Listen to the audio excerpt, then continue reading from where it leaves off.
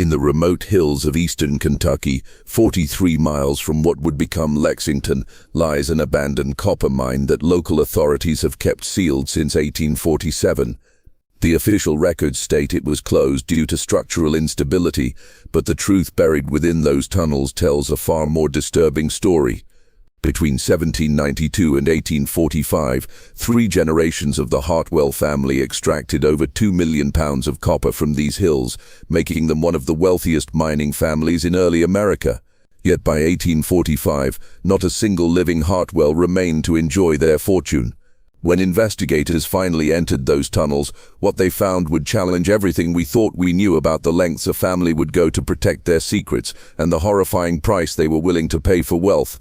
The Hartwell copper was so pure that it commanded premium prices in markets from Louisville to New Orleans.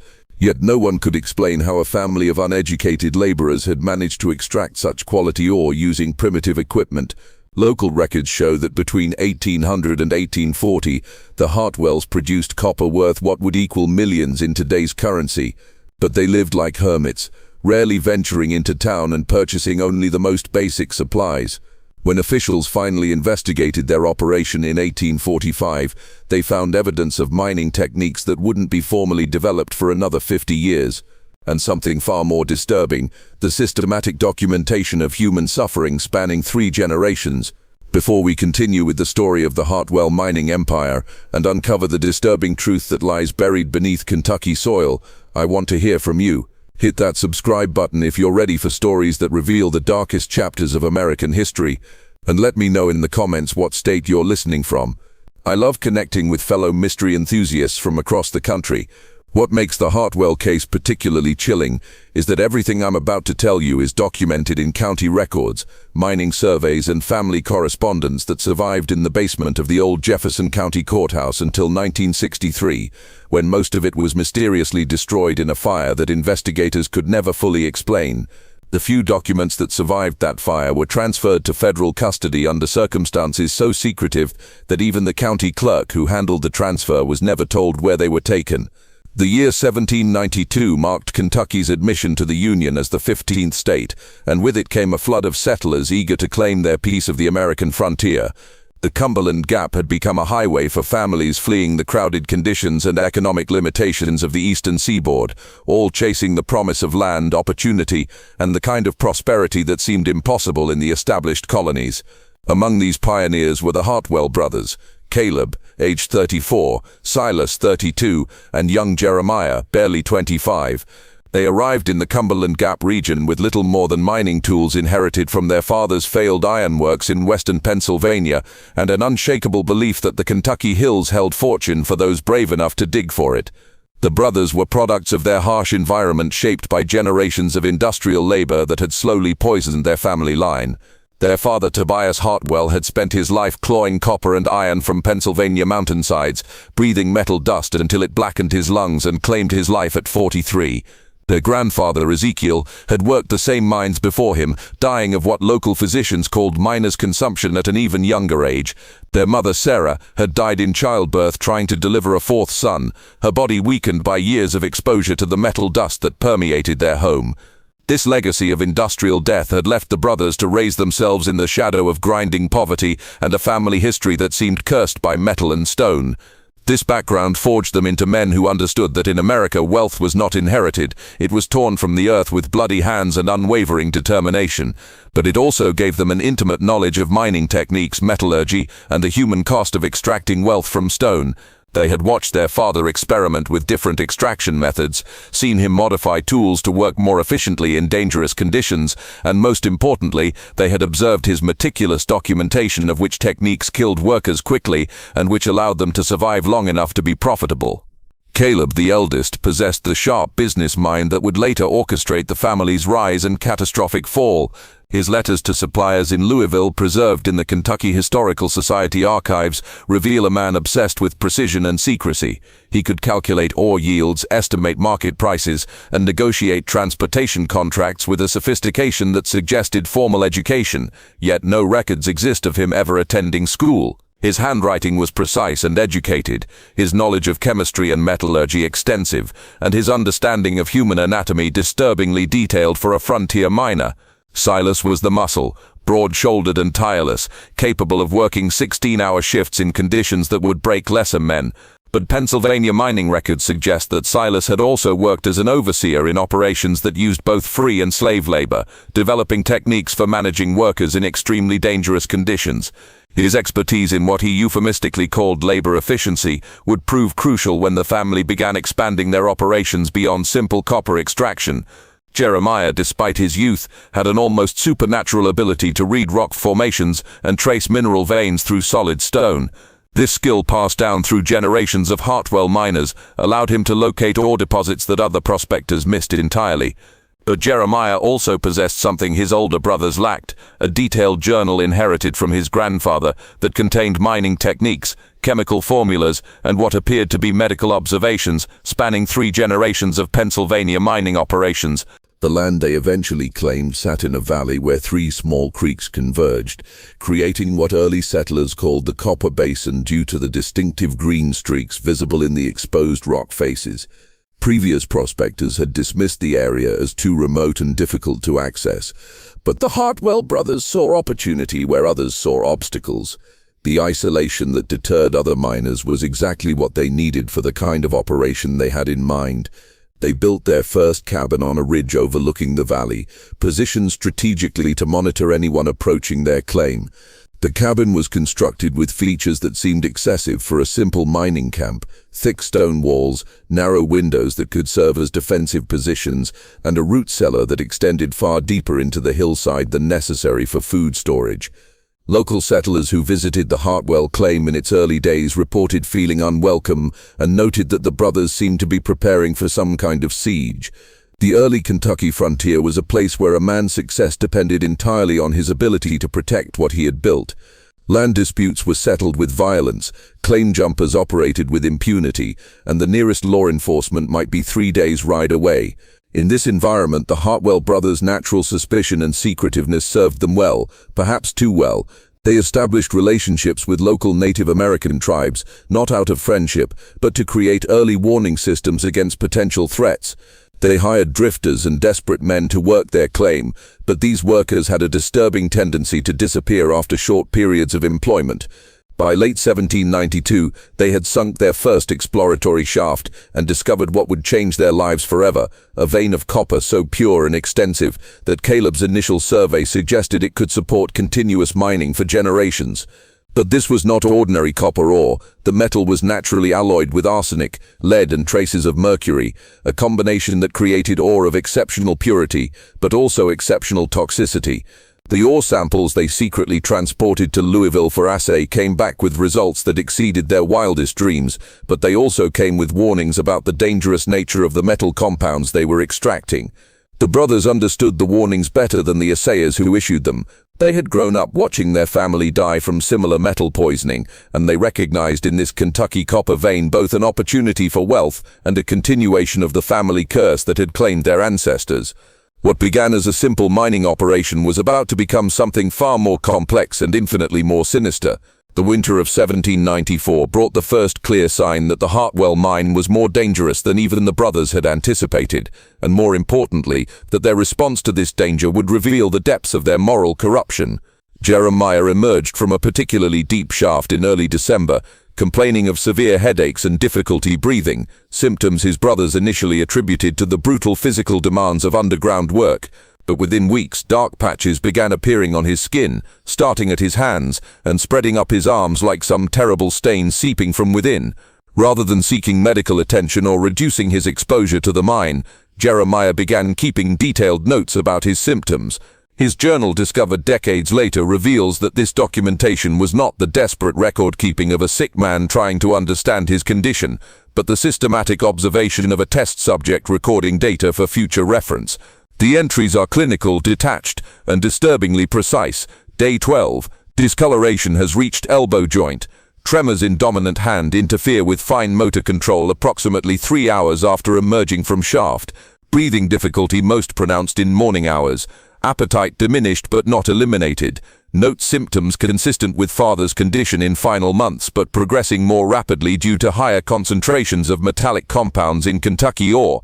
What makes these entries particularly disturbing is not just their clinical tone, but the fact that they include detailed observations about how his condition was affecting his work productivity, suggesting that even as he was dying, Jeremiah was treating himself as a resource to be optimized rather than a human being to be saved. Dr. Marcus Pendleton, one of the few educated physicians serving the Kentucky frontier, made the 3-day journey to examine Jeremiah in February 1795. His private journal, discovered in 1959 during the renovation of an old Louisville medical college, contains the first documented account of what was happening to the Hartwell family. The youngest brother presents with symptoms I have observed only in those who work closely with certain metals and chemical compounds. His skin bears a distinctive blue-green discoloration that appears to originate from his hands and spreads inward. More concerning are the tremors in his extremities and the apparent confusion that seems to cloud his judgment. When I inquired about their mining practices, the brothers became evasive and hostile. The eldest, Caleb, demonstrated knowledge of metallurgy and human anatomy that exceeded my own, asking detailed questions about the progression of metal poisoning that suggested he had observed such cases extensively. I suspect they are extracting something far more dangerous than simple copper, and more troubling still, I believe they understand the risks better than they admit. Dr. Pendleton's examination revealed something that would haunt him for the rest of his life. Jeremiah's condition was not random or accidental. It showed clear signs of systematic exposure to toxic compounds over an extended period. The pattern of poisoning suggested that someone with considerable knowledge of metallurgy and medicine had been carefully controlling his exposure to maximize the effects while keeping him alive long enough to document the progression. But Dr. Pendleton's warnings and offers of treatment were not just ignored. They were met with what he described as aggressive hostility from all 3 brothers. Caleb, in particular, seemed more interested in questioning the doctor about the medical details of metal poisoning than in seeking treatment for his dying brother. The conversation, as recorded in Pendleton's journal, revealed a disturbing truth about the family's priorities. When I offered to take the young man to Louisville for treatment, the eldest brother became agitated and demanded to know what such treatment would entail. His questions were extraordinarily detailed. He wanted to know how long recovery would take, what medicines would be used, and most disturbingly whether the effects of metal poisoning could be reversed or were permanent. When I suggested that permanent damage was likely given the advanced state of the condition, he seemed pleased rather than distressed. It was then I realized that this family was not seeking to cure the poisoning, they were studying it. The mine was producing copper at an extraordinary rate, and the brothers were accumulating wealth faster than they had ever imagined possible. But more importantly, they were accumulating knowledge about the effects of systematic metal poisoning that they believed would prove far more valuable than any amount of copper. Jeremiah's condition was not an unfortunate side effect of their mining operation, it was part of a deliberate experiment.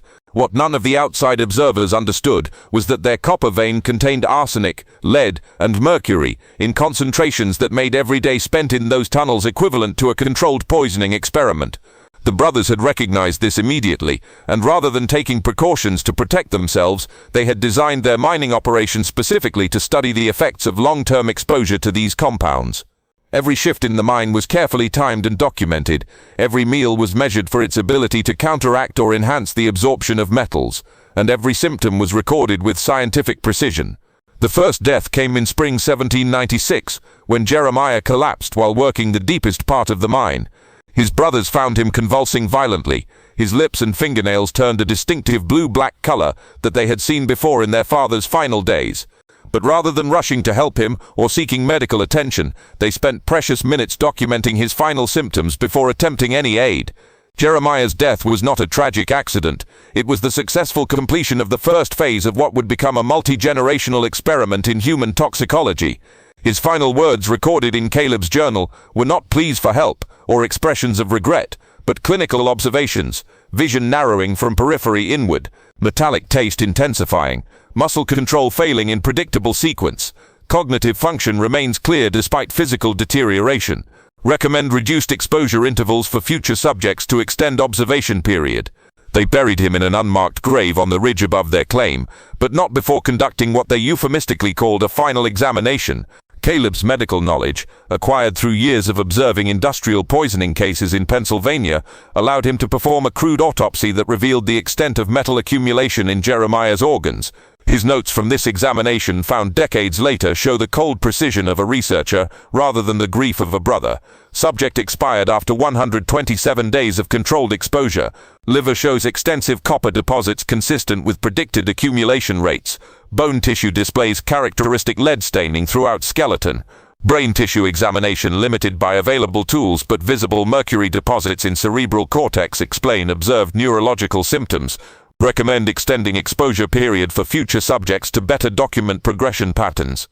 By 1797, both surviving brothers were showing symptoms similar to Jeremiah's, but they had also made another discovery that would seal their family's fate and transform their mining operation into something far more sinister. In exploring new tunnels after Jeremiah's death, they had found evidence of what appeared to be prehistoric mining operations, crude stone tools, and partially excavated galleries that suggested indigenous peoples had been extracting metal from these hills for centuries. More disturbing were the skeletal remains they found scattered throughout the deeper tunnels, bones that bore the same distinctive green staining they were beginning to see on their own skin. These ancient remains suggested that the toxic effects of the mine had been claiming victims for generations. But they also suggested something else that would transform the brothers' understanding of their situation. Survival was possible for those who approached the poisoning systematically and scientifically. Among the scattered bones, Caleb found several complete skeletons that showed evidence of surviving metal poisoning for extended periods, individuals who had clearly lived with the toxic effects for years rather than months. These remains suggested that with proper management and careful exposure control, it was possible to survive the mine's toxins long enough to extract significant wealth, provided one was willing to accept the eventual cost. This discovery transformed the brothers' understanding of their situation. They were not simply dying from an industrial accident, they were participants in a natural selection process that had been ongoing for centuries. Those who could manage the poisoning systematically would survive long enough to profit. Those who couldn't would contribute their remains to the growing collection in the deeper tunnels. The deaths in the Hartwell mine might have been forgotten, another tragedy lost to the harsh realities of frontier life, except for a discovery made in 1823 that would cast long shadows over everything the family had built and revealed that their operation had expanded far beyond anything the local community had imagined. Samuel Crawford, a land surveyor working to establish new county boundaries, was mapping the area around the old Hartwell claim when he stumbled upon something that defied explanation and suggested that the mining operation had been far more extensive and far more systematic than anyone had suspected. In a ravine approximately 200 yards from the mine entrance, Crawford discovered what he initially took to be an ancient burial ground. Dozens of shallow graves dotted the hillside, marked only by rough stone cairns that bore no names, dates, or identifying information. The graves were arranged in careful rows that suggested systematic burial over an extended period, and the sheer number of burial sites indicated a death toll that far exceeded what could be explained by normal mining accidents or frontier hardships. But when Crawford and his survey team began excavating to determine if the graves predated European settlement, a crucial factor in establishing land ownership rights, they made a horrifying discovery that would haunt the region for decades. The skeletal remains were not ancient at all. Fabric scraps, metal buttons, and other artifacts clearly dated them to the late 18th and early 19th centuries, placing them squarely within the period of Hartwell mining operations. More disturbing still, many of the skeletons bore clear evidence of the same bone deformities and mineral staining found in known cases of heavy metal poisoning. The bones showed the characteristic green staining of copper accumulation, the brittle texture associated with lead poisoning, and the degraded joint structures that resulted from prolonged exposure to arsenic. But perhaps most chilling of all was the age and apparent background of the remains. Crawford's survey team determined that at least 30 of the 47 skeletons were those of children, some appearing to be no more than infants, while others showed evidence of having been robust adults before succumbing to systematic poisoning. The children's remains were particularly disturbing because they showed evidence of having lived with metal poisoning for extended periods before death. Their bones displayed the gradual deformation patterns associated with chronic exposure, rather than the acute damage seen in accidental poisoning cases. This suggested that these children had been deliberately exposed to toxic conditions over months or years, their progress carefully monitored until the poisoning finally claimed their lives. Crawford's official report filed with the Kentucky territorial government was deliberately vague about the details of his discovery. His private correspondence with his brother in Virginia, however, preserved in the Virginia Historical Society archives, tells a different story. "We have uncovered something truly dreadful in the hills east of Lexington. The Hartwell family, who we believed had simply abandoned their mining claim and departed for parts unknown, appears to have left behind evidence of systematic murder spanning decades. The number of infant and child remains suggests either an epidemic of unprecedented proportions or something far more sinister. The arrangement of the graves and the condition of the remains suggest deliberate poisoning conducted over extended periods. I have instructed my men to seal the burial site and speak of it to no one, but I fear we have discovered only a small portion of what these people were doing in their isolated valley." But Crawford's survey had revealed only the beginning of the Hartwell family's dark legacy. Local residents, emboldened by official investigation of the burial site, began coming forward with disturbing stories they had kept secret for decades. These testimonies painted a picture of the Hartwell operation that was far more extensive and far more sinister than anyone had previously imagined. Martha Hensley, whose family had farmed land adjacent to the Hartwell claim, told authorities about strange sounds that echoed from the mine at all hours, not the typical sounds of mining, but something far more disturbing. Her sworn statement, which remained sealed in county records until 1952, described nocturnal activities that suggested the mine was being used for purposes far beyond copper extraction. "We'd hear them crying," Martha testified. "Not crying like adults cry when they're hurt or angry, but the sound children make when they're in terrible pain and there's no one to help them. It would go on for hours, echoing up from deep in the earth like voices from hell itself. My husband William went to investigate once in 1802, but old Caleb met him at the mine entrance with a rifle and told him the sounds were just equipment settling in the tunnels. But we knew different. Equipment doesn't cry for its mother, and it doesn't scream in the voices of young ones begging for help." Other neighbors reported seeing small figures working in the mine at night, children who appeared to be laboring alongside the adult Hartwell men under conditions that no child should endure. When approached by curious locals, these children would disappear into the tunnel so quickly that witnesses began to question what they had actually seen. But multiple independent testimonies described the same phenomenon: children working in the mine after dark, children who appeared malnourished and sickly, children who seemed terrified of any contact with the outside world. Samuel Wickham, who operated a general store in the nearest settlement, reported that the Hartwells occasionally purchased supplies that seemed inappropriate for a mining operation: chains, locks, medical instruments, and large quantities of what appeared to be restraint devices. When questioned about these purchases, Caleb would claim they were needed for equipment maintenance or worker safety. But Wickham noted that the Hartwells never brought workers into town and seemed to go to great lengths to keep their labor force hidden from outside observation. Even more disturbing were reports from traveling merchants who occasionally did business with the Hartwells. These merchants described seeing children and young adults working the mine who bore obvious signs of metal poisoning, the characteristic skin discoloration, tremors, and physical deformities associated with chronic exposure to toxic metals.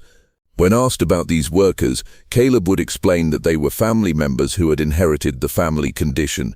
But the sheer number of afflicted individuals suggested that the Hartwell family tree was far more extensive than public records indicated. The mystery deepened when investigators realized that despite the evidence of a thriving mining operation and substantial copper production, no records existed of the Hartwell family selling their ore through official channels. Their copper was disappearing into the American economy, but through routes so well hidden that even experienced mining investigators couldn't trace them. This suggested that the Hartwells were connected to criminal networks that could move large quantities of valuable metals without attracting official attention.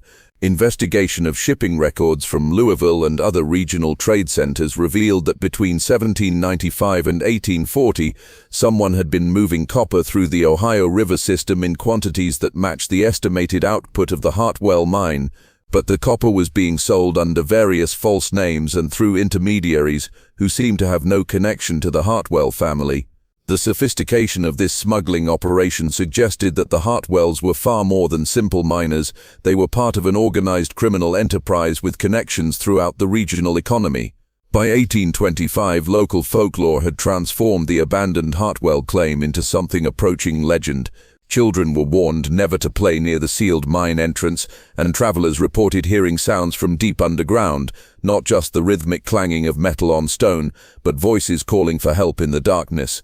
These reports were dismissed as local superstition, but the consistency of the testimonies suggested that something was indeed still active in the depths of the abandoned mine.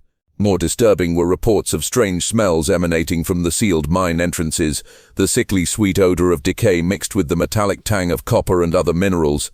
Local residents who lived downwind from the mine reported that during certain weather conditions, the smell would become so overwhelming that they were forced to seal their windows and remain indoors. Chemical analysis of air samples conducted much later would reveal that these odors were consistent with the decomposition of human remains in an environment with high concentrations of metallic compounds. The breakthrough that would eventually unravel the full scope of the Hartwell family secrets came from an unexpected source, and it would reveal that their operation had been far more sophisticated and far more extensive than even the most disturbing local rumors had suggested. In 1834, construction of the Louisville and Nashville Railroad brought professional engineers into the remote regions of eastern Kentucky for the first time. Armed with surveying equipment and geological knowledge that far exceeded anything available to earlier investigators, Thomas Wickham, chief engineer for the railroad project, was surveying potential routes through the Cumberland Gap when his team's drilling operations intersected with what they initially assumed were natural limestone caverns. The discovery was made during routine soil testing for railroad foundation work when drill bits broke through into empty space approximately 30 feet below ground level. Initial exploration suggested a network of natural caves that might pose problems for railroad construction, but closer examination revealed something far more disturbing. These were not natural formations. Wickham's team had broken into an extensive network of hand-excavated tunnels that honeycombed the entire hillside around the old Hartwell claim. The tunnels were far more extensive than any copper mining operation would require, stretching for miles underground and connecting multiple valleys through a system so complex that Wickham compared it to a subterranean city built by people who had unlimited time and a complete disregard for human safety. The engineering sophistication of the tunnel system was staggering.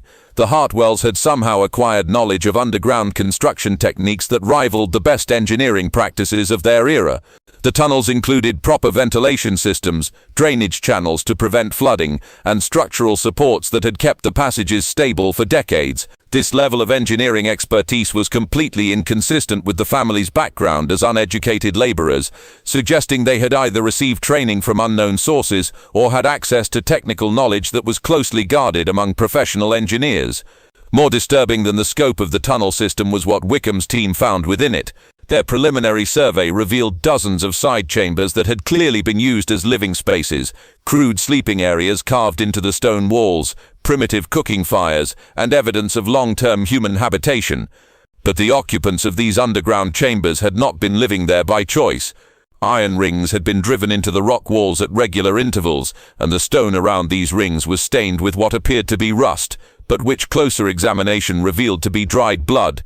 Chains and shackles littered the floors of several chambers along with what Wickham's team hesitantly described as restraint devices of unknown purpose in their official report. The restraint devices were particularly disturbing because they appeared to be custom-made for individuals of different sizes, suggesting that the Hartwells had been holding captives ranging from small children to large adults. The living chambers were arranged in a systematic pattern that suggested careful organization of the underground population. Chambers near the mine entrances appeared to house individuals who were capable of heavy labor, while chambers deeper in the tunnel system contained evidence of individuals who were sick, injured, or otherwise incapacitated. This arrangement suggested that the Hartwells had been systematically sorting their captives based on their usefulness for different types of work and their stage of metal poisoning. In the deepest accessible part of the tunnel system, Wickham's engineers made a discovery that would provide the first clear evidence of what had really been happening in the Hartwell mine for over 40 years. They found the family's records, hundreds of pages of meticulously kept documentation that revealed the true scope of their operation and the systematic nature of their crimes. The documents were written primarily in Caleb Hartwell's distinctive handwriting, but later entries were in different hands, suggesting that multiple generations had contributed to the records. The handwriting analysis revealed that at least 4 different individuals had maintained the records over the decades, indicating that the operation had continued long after Caleb's death and had involved family members whose existence had never been documented in official records. What emerged from these yellowed pages was a systematic account of human experimentation that represented one of the most extensive cases of organized cruelty in early American history. The records contained detailed medical observations, systematic documentation of the effects of various toxic compounds on human subjects, and most disturbingly, careful calculations of the economic value of human life under different working conditions. Beginning in 1798, just 2 years after Jeremiah's death, Caleb had begun deliberately exposing family members to the toxic metals in the mine. His initial justification, recorded in the earliest entries, was coldly practical. If we are to profit from this mine while managing the inevitable poisoning, we must understand its effects and learn to optimize the balance between productivity and survival. But the records showed that what began as practical medical observation quickly evolved into something far more sinister and far more systematic. Caleb had realized that the mineral poisoning affected different individuals in predictable ways, and he became obsessed with documenting these effects to maximize the productive lifespan of workers exposed to the toxic environment. The family had not been dying from accidental metal poisoning, they had been systematically poisoning themselves and others as part of an elaborate experiment designed to determine the optimal level of toxic exposure that would maximize copper production while minimizing the cost of replacing dead workers. But the records revealed that the family members were not the only subjects in these experiments. Beginning in 1801, the documentation includes detailed observations of non-family subjects who had been acquired through what the records euphemistically called labor recruitment. These subjects were obtained through the purchase of slaves from distant markets, the hiring of desperate immigrants who had no local connections, and in some cases the outright kidnapping of individuals who would not be missed. The recruitment methods were carefully documented and showed a disturbing level of organization and planning. Caleb had established contacts with slave traders in New Orleans who were willing to sell damaged goods, slaves who were already sick or injured and therefore unsuitable for plantation work. He also maintained relationships with immigration brokers in Baltimore and Charleston, who could provide recently arrived immigrants who had no established connections in America. Most disturbing of all, the records show that the Hartwells were paying bounties to kidnappers who could provide healthy children and young adults from isolated frontier communities. The railroad engineers' discovery of the Hartwell records created a problem that state authorities were ill-equipped to handle, and as officials delved deeper into the documentation, they realized that the scope of the crimes was far beyond anything they had previously imagined. The documents they had found contained evidence of systematic human experimentation spanning multiple decades, involving hundreds of victims, and displaying a level of organizational sophistication that challenged everything they thought they knew about frontier criminal activity. But verification came from an unexpected source that would transform the investigation from a historical curiosity into an active criminal case with implications that reached into the highest levels of American society. Dr. Heinrich Müller, a German immigrant physician working in Louisville, had spent years studying the effects of industrial chemicals on human health. When shown selected excerpts from the Hartwell records, Müller immediately recognized symptoms and conditions that matched his own research into metal poisoning. But more importantly, he was able to confirm that the treatments and experiments described in the documents represented sophisticated understanding of toxicology that was decades ahead of its time. The Hartwell records showed systematic knowledge of human anatomy and chemical effects that surpassed what was available in most American medical schools of the period. The documents contained detailed anatomical drawings that matched the quality of those produced in European medical centers, precise dosage calculations for various toxic compounds that demonstrated advanced knowledge of chemistry, and systematic documentation of physiological responses that showed understanding of human biology that wouldn't be formally codified for another generation. Müller's analysis revealed that Caleb Hartwell had somehow acquired medical knowledge that exceeded that of most trained physicians of his era. The records contained references to medical texts that were available only to university-educated doctors, chemical formulas that were closely guarded industrial secrets, and experimental techniques that were being developed only in the most advanced European research centers. This raised disturbing questions about Caleb's background and education, and more importantly about who might have been supporting or directing his experiments. Official immigration records showed that the Hartwell brothers had arrived in Kentucky as uneducated laborers, but the mine documents suggested that at least Caleb possessed advanced medical and scientific training that he had acquired from unknown sources. Mueller's investigation into Pennsylvania mining records revealed that Tobias Hartwell, the brother's father, had indeed operated an ironworks, but he had also served as an unofficial physician to mining communities, performing surgery and treating industrial injuries with techniques that were considered experimental and dangerous, even by the standards of the time.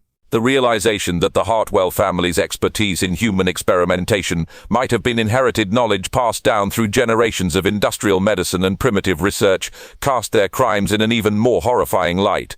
They were not isolated madmen driven to evil by frontier conditions. They were the products of a systematic tradition of human experimentation that had been developing in American industrial communities for decades. As Dr. Mueller delved deeper into the records, he discovered that the Hartwell operation had been far more extensive than anyone had imagined. The family had not been working alone. They had established a network of contacts throughout Kentucky and neighboring states, trading copper and other metals for human subjects that they brought back to their underground laboratories. The records contained correspondence with individuals identified only by initials or code names, suggesting a level of operational security that indicated professional criminal organization. Bills of sale found in the deepest parts of the mine documented the purchase of slaves, indentured servants, and kidnapped individuals from as far away as New Orleans and Baltimore. The Hartwell family had been operating what amounted to a human trafficking ring, funneling victims into their experimental programs under the guise of legitimate mining labor. The prices paid for these human subjects varied based on age, physical condition, and what the records called experimental suitability, suggesting that the Hartwells had developed specific criteria for selecting victims based on their research needs. The scope of the trafficking operation was staggering. Between 1801 and 1843, the records documented the acquisition of over 200 individual subjects, ranging in age from young children to elderly adults. The subjects were obtained through a variety of means, but all shared the common characteristic that their disappearance would not attract official attention. Slaves purchased from distant markets, immigrants with no local connections, orphaned children, and individuals fleeing debt or legal troubles, all were systematically funneled into the Hartwell operation and systematically destroyed. The records also revealed the economic calculations that drove the operation. Caleb had determined that the optimal period of toxic exposure was approximately 18 months for healthy adults, during which time a single worker could extract copper worth several times the cost of acquiring and maintaining them. Children were less economically viable due to their reduced physical strength, but they provided valuable data about the effects of metal poisoning on developing bodies. Elderly subjects were used primarily for medical experimentation, as their deaths could be attributed to natural causes. The discovery that sent shockwaves through Kentucky's legal system was a series of letters dated between 1829 and 1841, written in multiple hands but bearing Caleb's signature or mark. The letters were addressed to individuals identified only by code names and contained detailed reports of experimental results and requests for additional subjects. One letter dated March 15, 1841, contained a passage that revealed the true scope of the operation. Current inventory consists of 23 active subjects in various stages of exposure, with 8 nearing termination within the next 3 months. Request additional acquisition of 15 to 20 subjects, preferably in the 20 to 35 age range for optimal productivity. Recent experiments with controlled exposure protocols have extended average productive lifespan to 22 months, representing significant improvement over previous methods. Recommend coordination with Baltimore and New Orleans contacts to ensure steady supply for expanded operations. The implications were staggering. Not only had the Hartwell family been conducting human experiments for decades, but they appeared to be part of a larger network of individuals involved in systematic human trafficking and experimentation.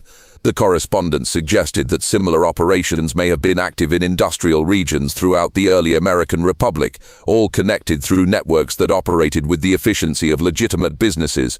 The letters also revealed that the Hartwell experiments had been more successful than anyone had imagined. The family had developed techniques for managing metal poisoning that allowed them to keep workers alive and productive for far longer than should have been possible. They had learned to control exposure levels, manage symptoms with primitive medical treatments, and most disturbingly, they had begun to breed second and third generation workers who showed increased tolerance to the toxic environment. The correspondence revealed that by 1840 the Hartwells had created what amounted to a hereditary slave class, specifically adapted to work in toxic mining conditions. Children born in the mine and raised under controlled exposure showed remarkable resilience to metal poisoning that would kill normal individuals within months.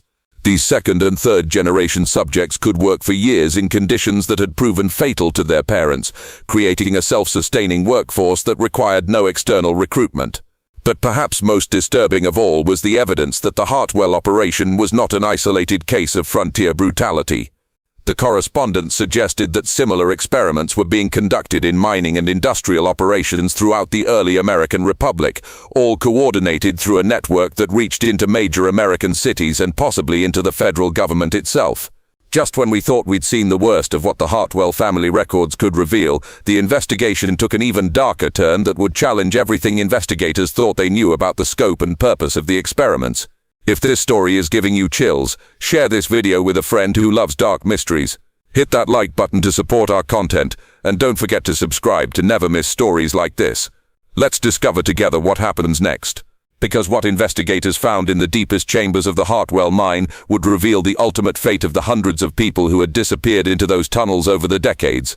The final revelation came when railroad engineers, guided by the detailed maps found in the Hartwell records, located what the documents referred to as the termination chambers, a section of the tunnel system that had been sealed off from the main mining operations and was accessible only through a narrow passage that required crawling through solid rock for nearly 100 yards. The passage was so narrow and treacherous that it had obviously been designed to prevent escape, but it also served to hide what lay beyond from anyone who might accidentally discover the main tunnel system. What they found in those chambers defied comprehension and revealed the ultimate fate of the hundreds of people who had disappeared into the Hartwell operation over the decades. The termination chambers were not crude underground prisons, but carefully designed facilities that represented decades of planning and construction built with engineering expertise that suggested professional architectural knowledge and unlimited human labor. The chambers were divided into different sections, each serving a specific purpose in what appeared to be a systematic process for managing the final stages of metal poisoning and disposing of human remains. The first chamber contained crude medical facilities, where the Hartwells had attempted to treat advanced cases of metal poisoning, not to save lives but to extend the period of useful labor and gather additional medical data before death became inevitable.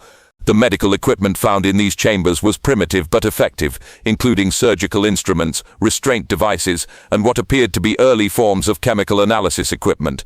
The walls were covered with detailed charts documenting the progression of metal poisoning symptoms, optimal dosages for extending life, and systematic observations of the dying process. The clinical precision of these records was perhaps more disturbing than the cruelty they documented. Beyond the medical chambers lay what could only be described as systematic disposal facilities. The Hartwells had created an efficient process for handling the bodies of expired subjects, including primitive but effective cremation facilities, bone grinding equipment, and storage areas for human remains that had been reduced to ash and bone meal. The scale of these facilities suggested that they had been processing dozens of bodies per year for decades.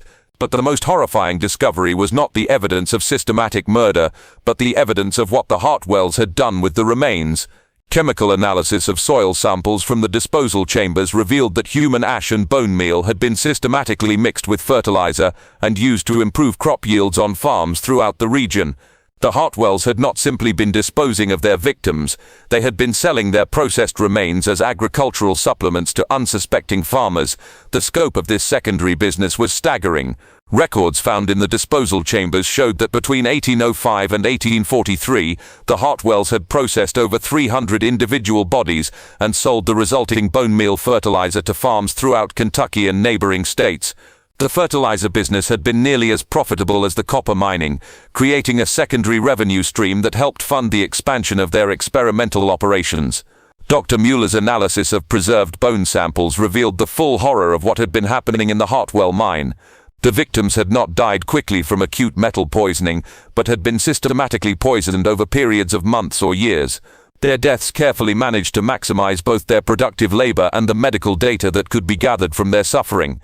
The medical records showed that the Hartwells had developed increasingly sophisticated techniques for managing chronic metal poisoning, learning to balance toxic exposure levels to keep subjects alive and working for extended periods, while gathering detailed data about the progression of various poisoning symptoms.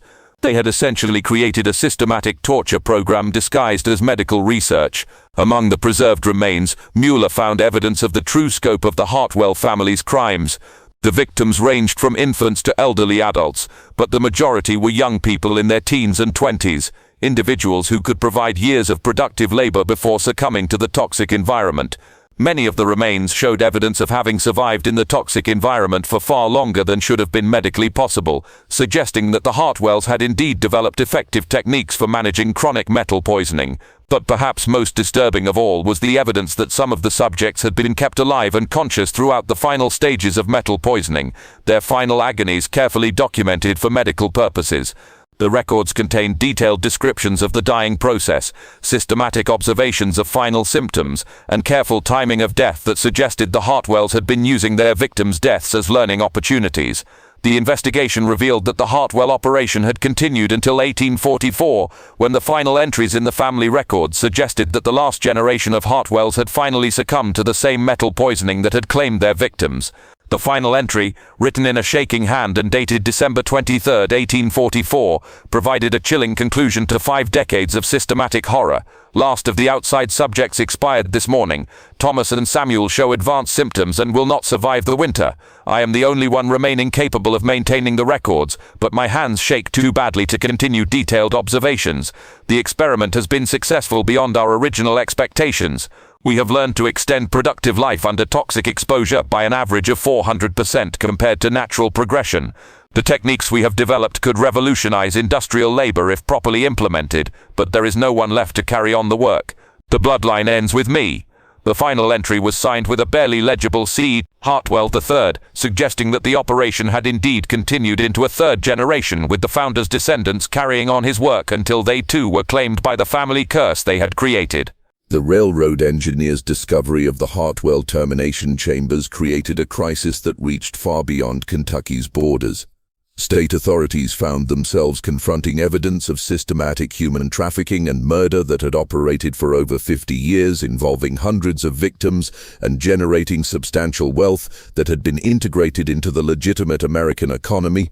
The scope of the crimes was so extensive that it challenged the very foundations of frontier law enforcement and raised disturbing questions about how many similar operations might have existed throughout the early American Republic. The immediate response was swift and decisive: complete suppression of all evidence. The Kentucky state government, in consultation with federal authorities, determined that the full scope of the Hartwell crimes could never be made public without causing massive social and economic disruption. The copper produced by slave labor had been integrated into American infrastructure. The bone meal fertilizer had been used on farms that fed American communities, and the techniques developed through systematic torture might have been applied in other industrial operations throughout the country. The Railroad Survey was immediately classified under territorial security laws, and all personnel involved in the discovery were reassigned to distant projects under agreements that prohibited them from discussing their findings.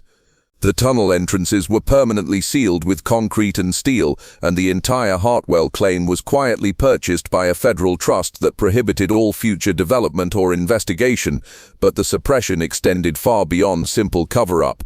Federal investigators working in secret began identifying and tracking the network of contacts revealed in the Hartwell correspondence.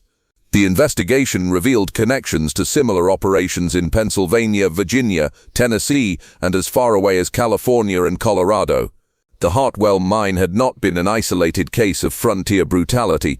It had been part of a systematic network of human experimentation that may have been coordinated at the national level as part of America's rapid industrial expansion. The implications for American industry and government were staggering. The techniques developed through systematic human torture had apparently been applied in legitimate industrial operations, improving productivity and reducing costs in ways that helped fuel America's economic growth. The wealth generated through human trafficking and systematic murder had been invested in legitimate businesses, banks, and government bonds, making it impossible to separate the criminal proceeds from the foundation of American capitalism.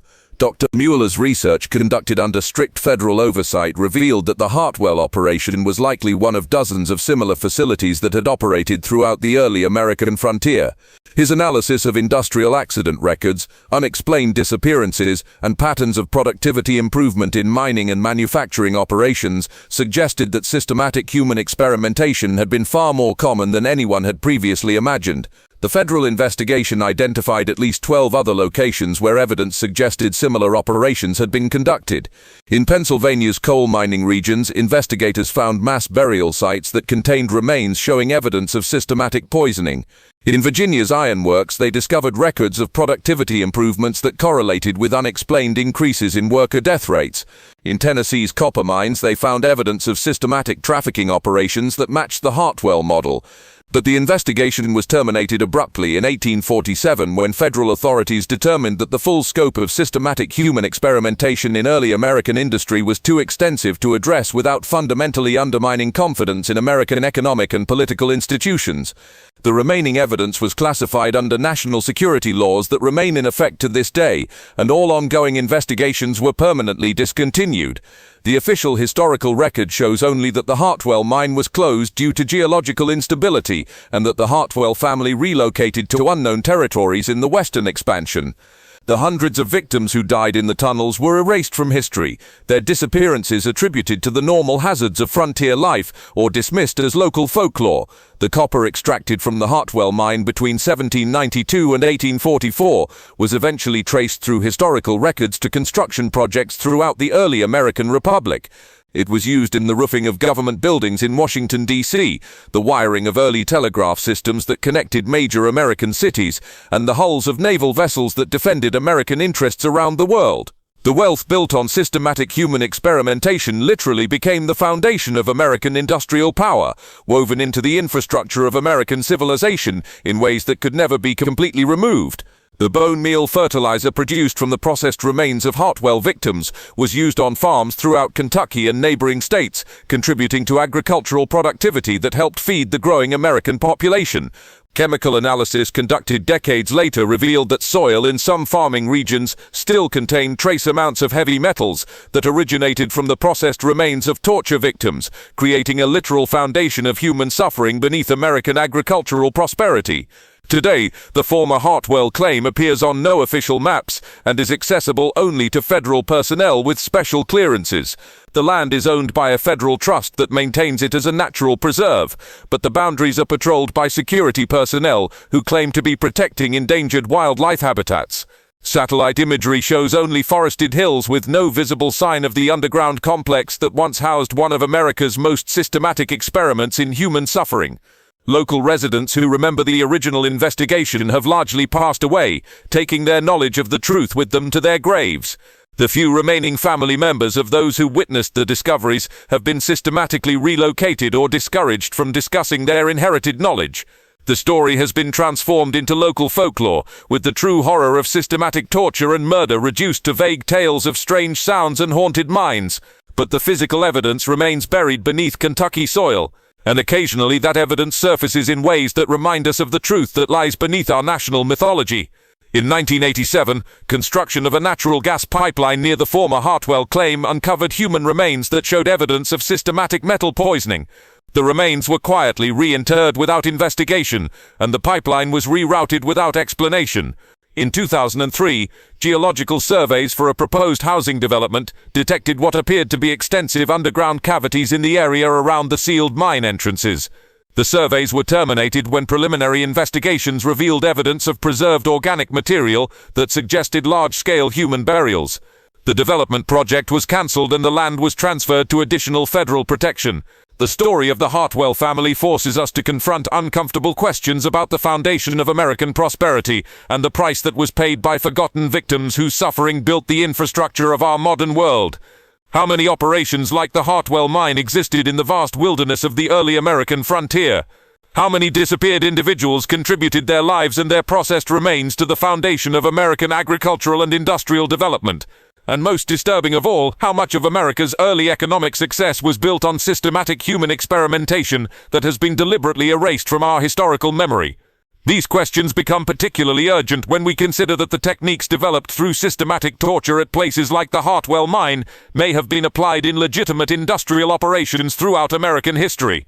The knowledge gained through human suffering was not buried with its victims. It was integrated into American industrial practices and may have contributed to productivity improvements that helped establish America as a global economic power. This mystery shows us that the darkest chapters of American history are often the ones that have been deliberately forgotten, buried as deep as the tunnels where they took place. The victims of the Hartwell mine have no monuments, no historical markers, and no recognition in our national memory. They exist only as trace elements in our soil, as chemical signatures in our infrastructure, and as suppressed documents in federal archives that may never be open to public scrutiny. What do you think of this story? Do you believe everything was revealed, or could there be more secrets still hidden in the hills of Kentucky and other regions where early American industrial development came at such a terrible human cost? Leave your comment below and let me know what you think really happened to the hundreds of people who disappeared into operations like the Hartwell mine. If you enjoyed this tale and want more horror stories that reveal America's hidden past, subscribe, hit the notification bell, and share with someone who loves mysteries that challenge everything we think we know about our history. See you in the next video.